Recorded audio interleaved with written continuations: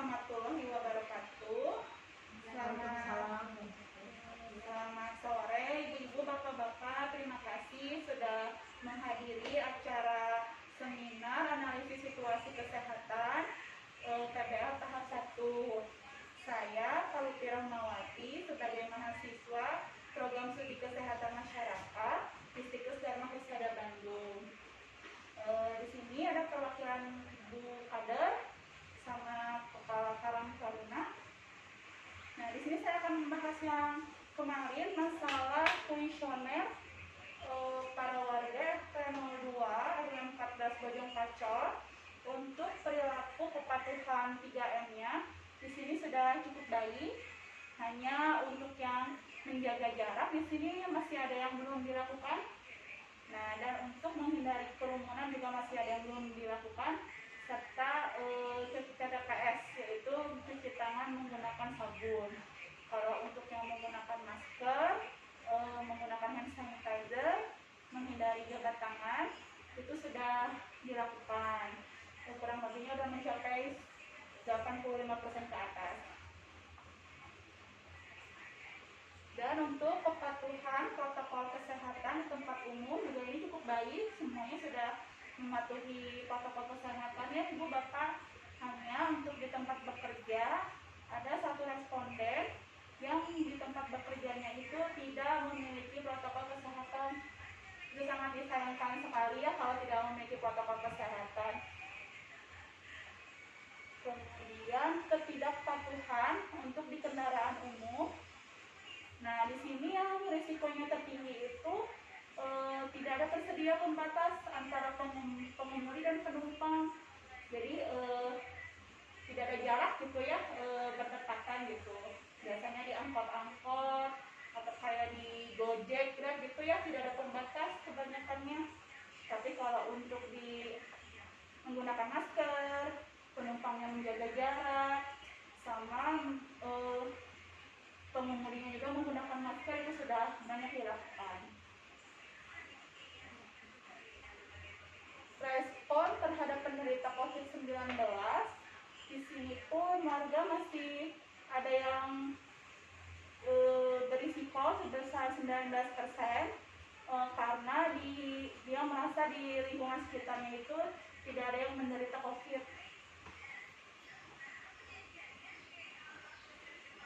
Nah, ini untuk keluar rumah, rata-rata warga RT 02 RW 14 itu keluar rumah melakukan pekerjaan dan berbelanja.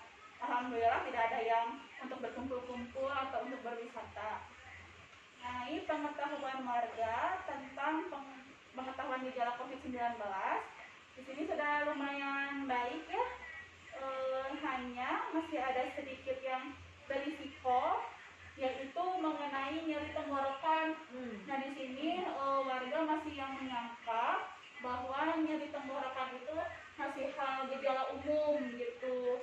Padahal mengenai gejala COVID-19 ini, nyeri tenggorokan itu sangat hal yang utama itu penyebabnya untuk terjadinya gejala itu. Respon terhadap gejala COVID-19 juga di sini sudah baik ya. Hanya ada persentase yang gede sebesar 19% mengenai risiko kelelahan. Nah, jadi rata-rata para warga itu kelelahan itu ya udah ini hal yang biasa gitu, tidak perlu mendapat perhatian atau bagaimana gitu. Selanjutnya mengenai cara pengobatan, di sini masih ada juga ya warga yang menggunakan obat-obat herbal yang dibeli, ada juga obat herbal yang dibuat sendiri. Kemudian banyak juga sih yang ke dokter, rata-rata udah 50% ke atas. Dan ada yang alternatif lain, misalkan kayak ya jadi tidak berobat gitu. Kebanyakan warga mungkin selama COVID ini udahlah ngapain ke dokter, takut gitu, atau ke rumah sakit gitu. Rata-rata warga takut untuk berobat ke rumah sakit gitu.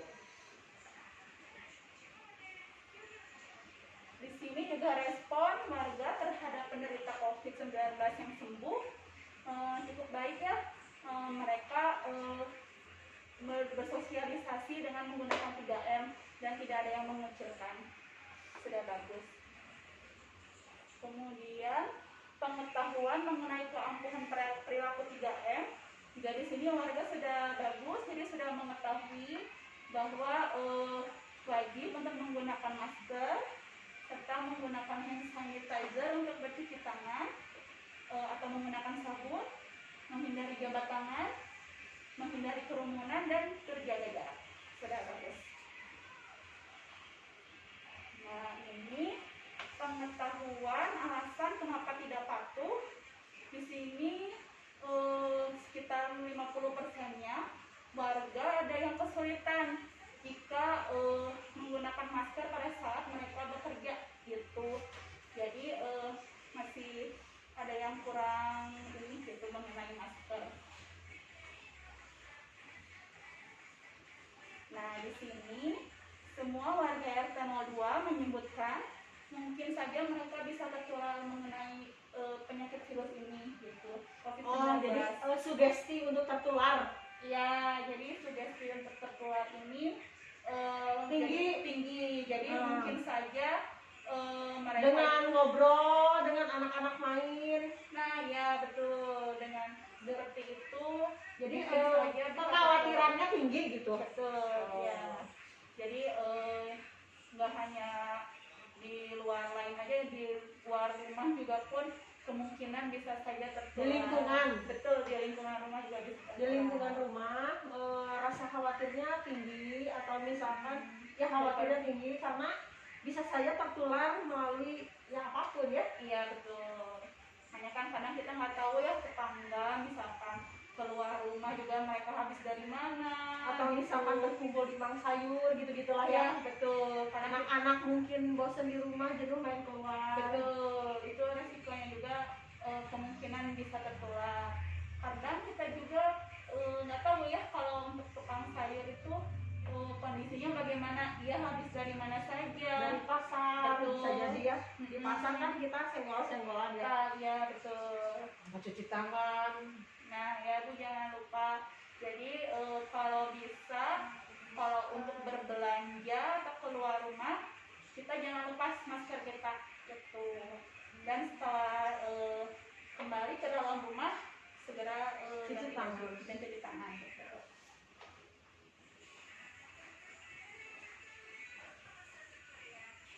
Di sini mengenai risiko penularan, rata-rata semua warga RT 02 Bojong Kacor itu melakukan pekerjaan di luar rumah. Jadi tidak ada yang bekerja di rumah. Kemungkinan sih ini resikonya tinggi, cuman gimana ya? Asal mematuhi ya betul. Asal mematuhi aturan 3M, dilakukan saja untuk aturan 3M. Kemudian mengenai perilaku masuk rumah setelah bepergian, di sini untuk risiko yang paling tinggi masih ada beberapa warga membuang barang yang tidak perlu dibawa masuk ke rumah. Jadi misalkan kayak struk belanjaan atau apa ya, itu contohnya struk belanjaan kalau ibu-ibu. Jadi habis belanja nih struknya tidak langsung dibuang. Nah itu bisa saja risiko penularannya dari situ gitu. Mengenai perilaku di dalam rumah bila ada yang berisiko, di sini sudah cukup baik ya, presentasinya hampir 100%. Hanya ada beberapa warga alat makannya belum terpisah dan menjaga jaraknya mungkin susah. Kalau misalkan salah satu anggota keluarga kita ada yang tertular gitu. Nah di sini di warga RT 02 untuk jumlah lansia di atas 60 tahun sebanyak 3 orang, ibu hamil 3 orang, bayi atau balita 4 orang, penderita TBC itu 2 orang, hipertensinya 2 orang, dan penderita penyakit kronis lainnya 2 orang. Nah, di sini mengenai keluhan atau penyakit keluarga selama pandemi. Nah, di sini itu yang banyak keluhannya itu dari pusing atau sakit kepala. Nah, di sini totalnya 46% yang berisiko. Jadi banyak yang menganggapkan juga mungkin pusing hanya hal yang biasa gitu, mungkin udah terbiasa atau bagaimana, jadi tidak Diabaikan, betul, kebanyakan diabaikan dan tidak memerlukan perhatian yang lebih khusus gitu dibandingkan yang lainnya. Tapi kalau untuk penyakit yang lainnya di sini sudah baik, jadi mereka langsung sigap gitu ya. Kalau misalkan ada yang kayak penyakit hipertensi, diabetes, asma, jantung, itu lainnya mereka sudah bagus, jadi harus segera dilakukan penanganan. Di sini mengenai perilaku Yankes, keluhan keluarga selama pandemi. Kebanyakan di sini warganya ke bidan dulu ya mungkin ya. Kurang tahu juga kenapa alasan ke bidan. Mungkin ada yang beberapa kali ini untuk vaksin anaknya mereka ke bidan atau kayak melakukan KB atau kontrol hamil gitu. Kalau untuk ke dokter praktek di sini masih sekitar 60%. Kalau yang ke rumah sakit 63%, puskesmas 44%, ke poliklinik atau balai pengobatan 42%, diobati sendirinya 31% yang risiko. Kalau yang lainnya juga masih banyak, 83%. Mungkin ya itu karena selama pandemi banyak juga warga yang tidak berobat ke rumah sakit gitu, jadi dia lebih baik diam di rumah. Nah, di sini untuk jenis pengobatan sendiri yang dilakukan di rumah, warga RT 02 banyak yang minum suplemen juga ya, sebesar 98%. Minum obat modern yang dijual bebas itu 60%-nya. Minum jamu atau obat tradisional sebagai pengobatan 60%. Untuk yang pijat kerokan juga ada dilakukan 60%. Nah, di sini risiko yang utama sebenarnya ini kalau untuk yang 100% kan di pekerjaan. Mungkin karena pekerjaan itu kan susah ya kalau memang itu udah mereka aktivitasnya di luar rumah. Jadi untuk yang nomor 2 di sini risiko peringkat yang tertinggi pengetahuan mengenai cara pengobatan COVID. Jadi di sini warga masih belum mengerti untuk cara pengobatan mengenai respon gejala COVID. Jadi kayak kayak gini, kayak demam, batuk, kelelahan, kayak gitu. Jadi para warga itu masih mengiranya ini hal yang umum-umum saja gitu. Padahal untuk yang nyeri tenggorokan, rasa tidak nyaman, atau ya mereka kelelahan juga itu salah satu gejala dari penderitanya COVID-19 ini gitu. Kalau untuk yang sudah bagus peringkat di 18 yaitu sikap kemungkinan tertular ya, tadi sudah 100% semua warga menyebutkan bahwa mereka kemungkinan saja tertular gitu. Nah, di sini saya sudah masukkan semua 48 anggota kepala keluarga di RT 02.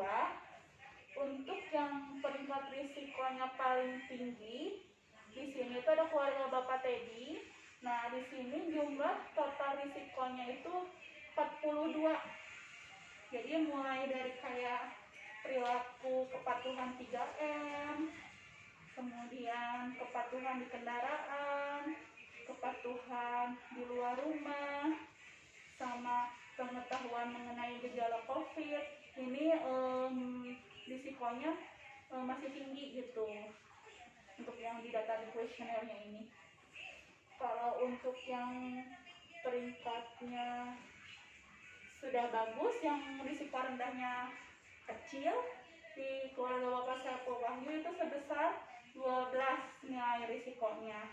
Ini yang paling kecil 12 dan yang paling besar tadi jumlahnya 42. Nah, di sini ada beberapa keluarga yang mempunyai jenis risiko. Maksudnya kayak memiliki lansia, bayi atau balita, ada penderita TBC, hipertensi atau penyakit kronis. Di sini ada 4 keluarga ya. Dari keluarga Bapak Eri, Bapak Simanjuntak, Ahmad Dabigi, sama Bapak Sumarjo. Nah, jadi untuk rencana pembinaannya di sini saya lihat nilai risikonya yang tertinggi untuk keluarga Bapak Eri itu masih kurang mengenai pengetahuan gejala COVID-nya sama perilaku Yankes kelompok rawan di keluarga selama pandemi. Untuk Bapak Simanjuntak, keluhan yang masih banyak risiko tingginya sama itu pengetahuan gejala COVID juga, sama pengetahuan alasan tidak patuh, dan perilaku Yankes keluhan keluarga selama pandemi. Untuk Bapak Ahmad Dabigi hampir sama juga sama yang di atas, Bapak Simanjuntak dan Bapak Sumarjo juga sama keluhannya itu. Jadi rata-rata warga RT 02 ini yang risikonya paling tinggi itu masih belum tahu pengetahuan mengenai gejala COVID, pengetahuan alasan tidak patuh yang menggunakan masker itu susah ya selama bekerja, itu masih risikonya tinggi, dan perilaku Yankes. Jadi masih banyak warga yang takut kalau misalkan ini tuh berobat gitu. Ini untuk jenis warga yang berisiko rendah, ada 47 warga, hampir semuanya risikonya rendah.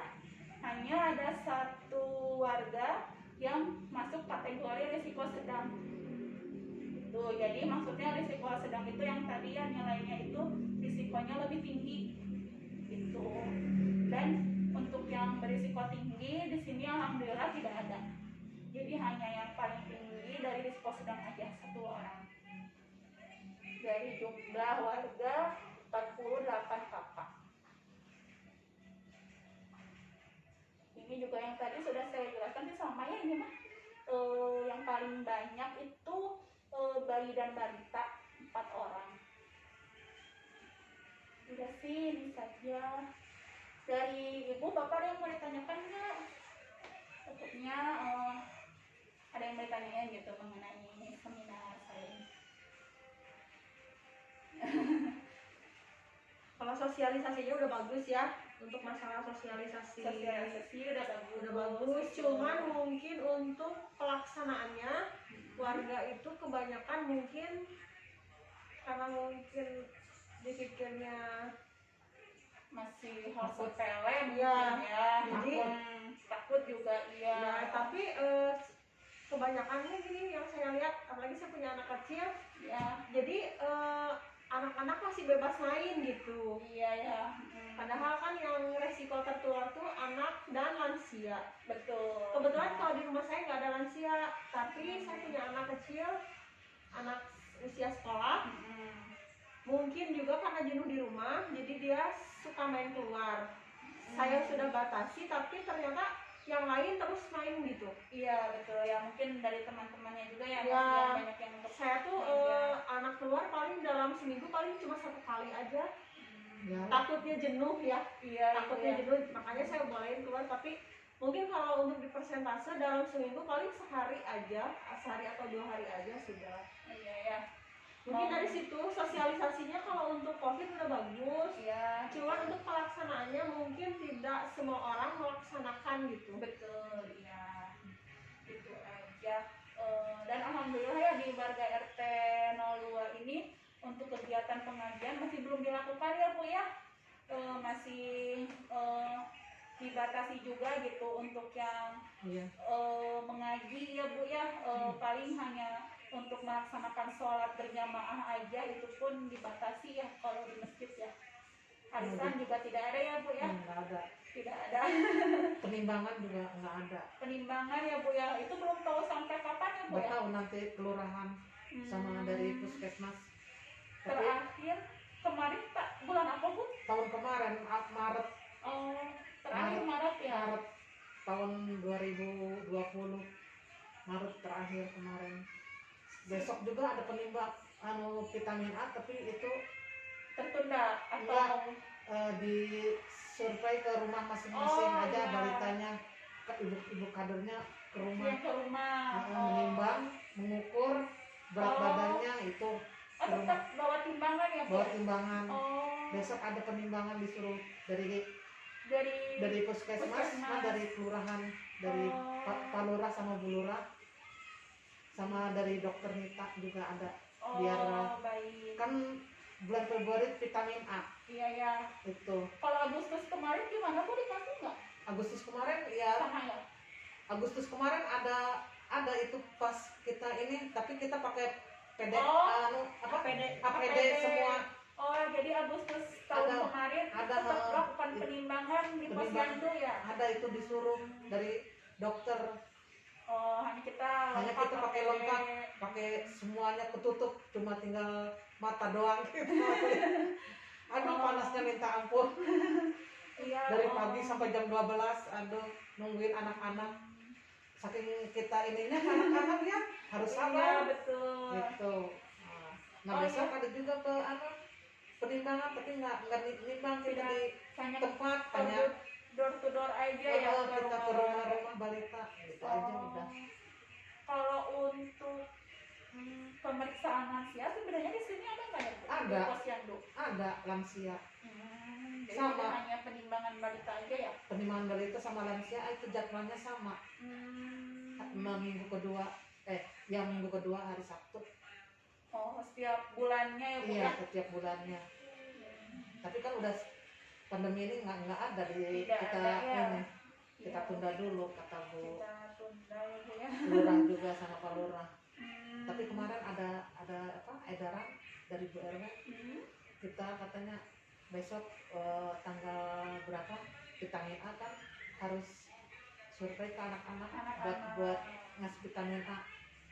Iya, terima kasih banyak kata Bu RW Jadi Pak Lurah sama untuk Bu Lurah. kegiatan yang wajib masih tetap dijalankan ya Bu ya? Iya kan penimbangan vitamin A kan harus itu Wajib anak-anak. ya.